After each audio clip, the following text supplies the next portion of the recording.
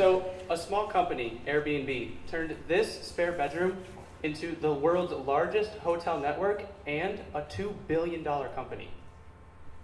This is my basement. Let me show you how we can turn my basement into a $200 million company. So there's two types of people in the world. There's people with space and people with stuff. Justin here, he tweeted to us over the weekend. He was looking for a place to store his kayak. If only Justin and I had connected before this, I could have said, hey man, why don't you use my basement, give me a few bucks, we'll call it a day.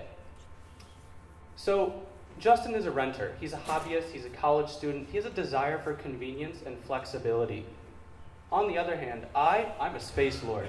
I want to earn extra money, I have a predictable schedule, I'm personable, but most of all, I have extra space in my home that Justin could use. So, let me introduce to you Squarespace. Squarespace enables people to share their unused storage space and rent it out to others. Unique cases for unique spaces. This is already happening all over the map. Websites like Craigslist, thousands of people are posting their unique spaces, but they're not getting verifications, they're not getting reviews.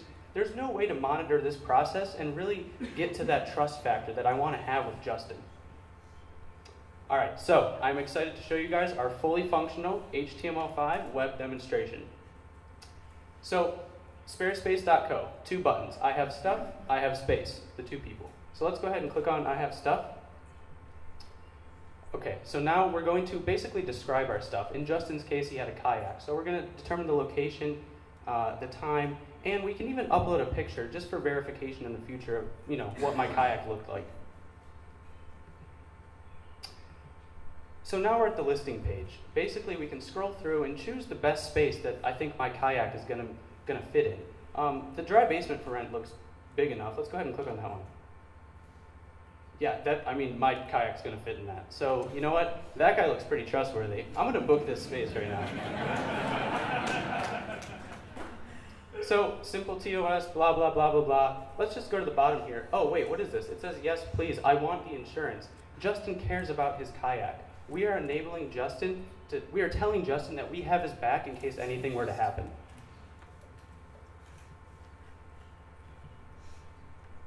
Okay, so now that we have Justin's kayak in my basement, let's figure out how we can make some money. Justin gives me $100. I get $85 out of that $100. 15% goes back to Squarespace as a company, and everyone's happy. So this is a huge opportunity. Last year, the self-storage market was a $22 billion company, recession-proof, and 1 out of every 10 people rented a self-storage unit. So we did a lot of validation this weekend. We got back 372 surveys that we sent out to college students around the area. 73% said they currently rent a self-storage unit for college purposes. On the flip side, 73% also said they would love to be a space lord and rent out their space. So, through our validation, we determined that security is absolutely critical. Insurance for renters and space lords is not required, but it's optional, and we are going to provide it through a third party. It's also extremely cheap. So, how's this going to happen? So, 2013, 2014, let's go to 15. We're already breaking even. We're about 22 million in processed transactions, about $1 million in profit at that point. But 2016, we're already about $3 million in profit and $110 million in processed transaction. Next steps. So 1, we're going to apply to Alpha Lab. We need to continue to validate. We need to find the Justins in the world and make sure that we are finding the people that have unique cases and finding the people that have unique spaces. Finally, we're going to focus on strategic partnerships, such as moving companies within the area, U-Haul, Public Storage Pods, and of course, we're going to be dating our potential acquirers. So, if you guys have a unique case, I have a unique space, let's continue the conversation.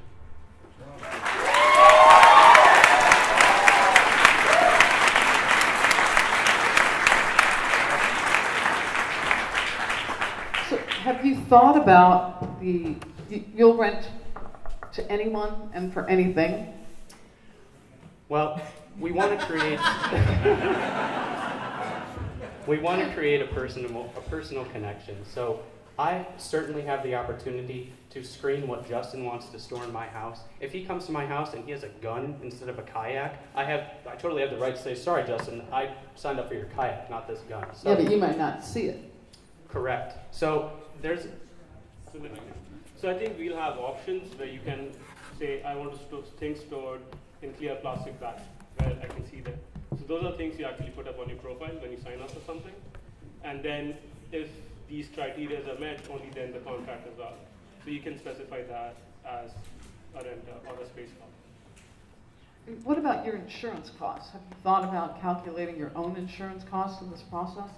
So yeah, we have thought about that a little bit. So there are two insurances that you need to take care of. One is insuring the homeowner. So if you actually own the home, you'll have homeowners insurance and everything will be covered under that. So if that's not the truth, so we have thought about renters insurance. If you don't have insurance, the 15% that we're charging on the renter side is actually going to, on the homeowner side is actually going to cover that cost. And on the person who's actually renting it out, we are going to, that will be added on as a fee if that person wants to sign up for insurance. And it's pretty cheap, so we did some research. You can insure stuff worth $5,000 for as low as $5.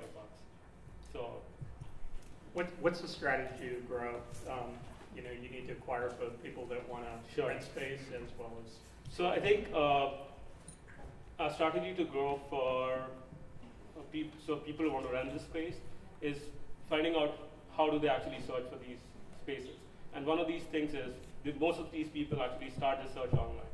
So reaching them through online channels like sponsored search or display advertising, word of mouth, things like Facebook, Twitter, but focusing more on sponsored search. The second thing is finding out who are these space slots. So we already have access to some of them through Craigslist, and we can actually reach out to them through Craigslist. So you can go and create a posting saying, hey, we want people who have space and we're going to pay them $30 a month to become part of this community.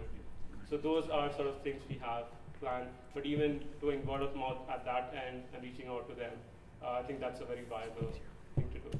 And I think if we are targeting the student community, one thing we can do is have ambassador programs. So these guys can go and talk to people around themselves to say, hey, we have space.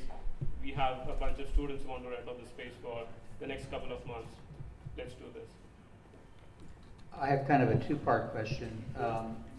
If I want to get my kayak out of your basement, yep. And how do I have access to it? Sure. I mean, if you're on vacation, I can't have access to it. The second part to that is, let's say Matt's mountain bike is next to my kayak, and I say, hey, it's a cool mountain bike. How do you? So I think those are very great questions.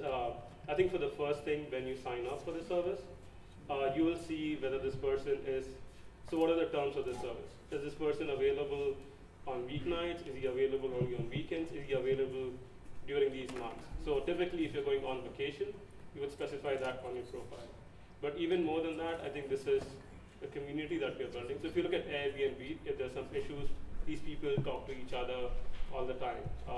And this is something that's going to be a very big part of our website or of the service.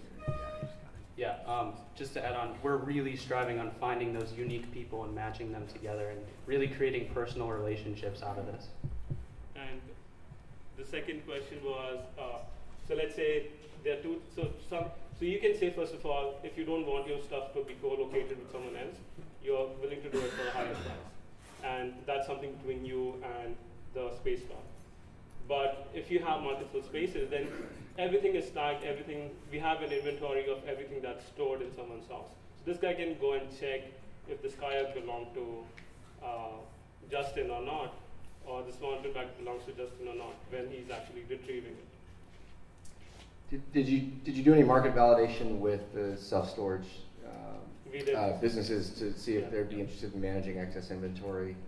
So what we realized, so we went down to Guardian and we spoke to them.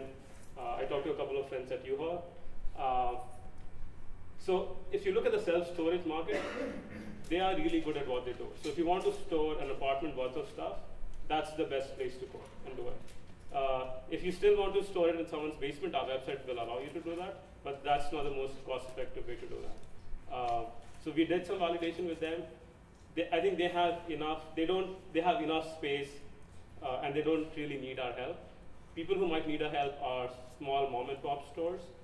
We have thought about how to help them, but I think the key focus right now is this peer-to-peer renting network. Give it up for Squarespace.